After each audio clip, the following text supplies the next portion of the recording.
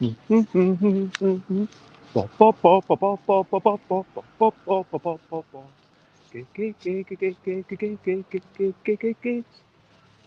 games, boards games. I might be talking about board games, board games, but I'm not gonna shout. I am starting off this streaming with a little bit of singing, and I'm talking about the ELL deck playtesting. This is something soon I'll be doing, and I will be doing it all live. I guess it's been something I've got some drive to do because I'm enjoying it and I think it's good. I hope that other people will enjoy the games too. Board games. LDEC testing is what I'm talking about. Testing the LDEC games, and I'm not going to shout. Hello, good morning, good afternoon, good whatever it is, wherever you are. I am Bez, and it's 10 a.m. ish time for Bezzy Beats and Board Game Bladder. Today is going to be a super short show. I'll be going live again in a couple of hours. I'm not going to say exactly when, but I'll be having three people over. My friends Amy and Jack, and also new potential friend Joe, I believe their name is. There's 10 games for the L deck and that have to be evaluated, and by the end of today we will decide which ones are in our top 5, which ones are... I've got an idea, I just want to make sure that everyone agrees, and we will decide if we can even select a top 1 or 2 or whatever today. And once we've selected a top, insert small number here, I will rewrite the rules for all of them and invite anyone who's interested to join in some remote testing. Now, before I proceed, let's talk about recent highlights, living life and seeing sights, recent highlights, playing games and other delights, recent highlights. I want to say that yesterday playtesting was fantastic. I feel like the cards that I played, I mean, there's a question of how many times the final states of the game has to be playtested. If I make up one card, there can be one card in the deck that says something about the box because it only comes with one box. It could be this box on top of head. It could be finger touching box or box on tummy or maybe box touching neck. Neck feels a bit more amusing maybe because there's already box touching head in Yogi Guru. So I want to maybe do something a little bit different. Regardless, once I've worked out that one card, do I need to play the game again to decide, yes, this is it, this is the right thing? Not necessarily. I don't see any value in that.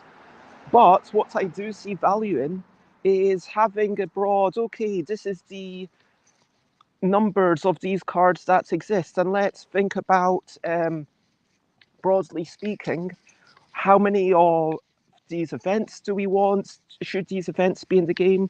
Okay, if we've got these memory cards, then there should probably be a lot of them so that people remember to do them. And the speech modifiers, modifying only when you're reading out cards felt better than modifying whenever you're talking, because if it's whenever you're talking, then people want to clam up. It's a way of making sure that people aren't going to go out by just talking and having fun. If I say, hey Mandela, you're looking great, they can say thank you without feeling like they need to say it in a slow, high-pitched voice or whatever they normally have to do. And then, yeah, because lesson from gotcha cards is that don't get cards that force people to clam up. Anyway, a lots of valuable information there, and I also play tested my new abstracts game, which feels like it's now working well. First game went terribly. People weren't really able to make anything. Second game, I added the opportunity for people to not only do 3 cubes in a triangle, but also 3 cubes in a line. And then suddenly, okay, I better block the triangle because the triangle gives a slightly better reward. But now people can probably get the line. So that was definitely interesting. And it meant that, well, it led to interesting decisions. It led to people being able to grab something, and in the 3 in a line, you get to small benefits. And I think that's what I want to focus on, making sure that people are able to grab more cards over the course of the game. And after watching a couple of games being played by 2 other players and playing a game myself against Sebastian Bleasdale, I think I've worked out a set of shapes that will be interesting probably on its own, and hopefully I can give them all effects that kind of work out, and we'll see. Yeah, I'm not sure what kind of game it'll turn out to be, but I'm really enjoying the creation process of thinking, oh, what could these different effects have? It really gets into the aspects of creating content. Anyway, so, brilliant thing, what's a little thing which is brilliant? So I'm going to say walking around, getting a wee bit of exercise, just walking around randomly with one hand held up high is a brilliant thing. The other thing that I will say is, whoops, let me carry on up here. Yeah, let's get on to the main topic. So the main topic is about the ELL deck testing and about me giving feedback to all these designers, because people have put in a massive amount of work. There's 12 different games from, I believe, 9 groups or designers. So like, I call a group either one solo designer or one team. And I'm really excited by all the things. 2 of the games have been removed from consideration because one of them, I said to the person, hey, this is a really nice, this is a really nice idea, but the scoring system just doesn't work, and I can't think of any easy fix that would make it work. And so yeah, that's pretty much what I thought. But again, if people think of a way to fix that, then they can next year. I'd like to talk quickly about my feedback process. So what that's been so far is I've played everything. I've asked everyone to give audio feedback, which I've been able to send via Facebook Messenger. It's easy for me, and for the person who didn't have it, I did it via WhatsApp, and that's a quick way for them to hear the feedback directly. Now, why is audio feedback useful? Why is video feedback useful? I think it's because that way it's unfiltered. I could write down, hey, this is what people thought, but that's always going to be my interpretation of what people felt. And there's always some editorial aspect to that where I can't write literally every single word. So by its nature, having an actual video, having an actual audio file when people are playtesting your stuff is so much more helpful, because then you get it directly from the playtesters.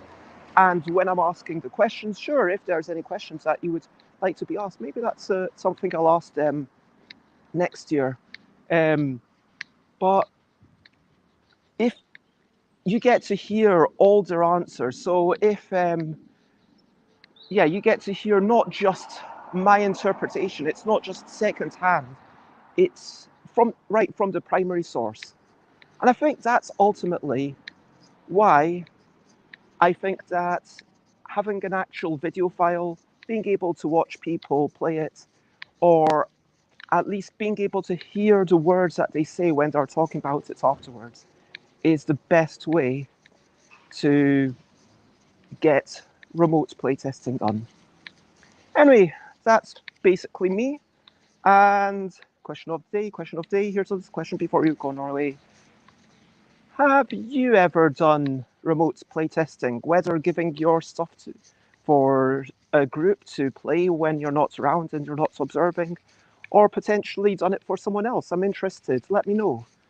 And over to you. What are you up to? You can share button if you want to.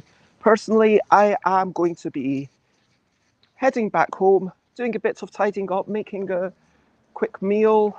And when I say a quick meal, it's not like the quickest meal. Probably I've chosen something a bit quicker, but I'll be making some sort of Thai chicken with potatoes and peppers and, yeah, bamboo shoots and water chestnuts in it. We'll see how we get on. Hopefully everyone will enjoy it. There might be some rice or there might not be. I think it'll actually just be potatoes as the main starchy bit. And then everyone will come over, we'll have a chat, and we will start playing. So I am looking forward to that, and I'm looking forward to starting my second stream of the day in probably a couple of hours.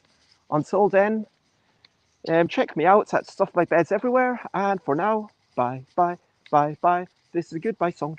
Bye, bye, bye, bye. Thank you for watching along. Bye, bye, bye, bye. This is the end of the show. Bye, bye, bye, bye. And now it's time to go. Bye, bye, everyone. Bye, bye.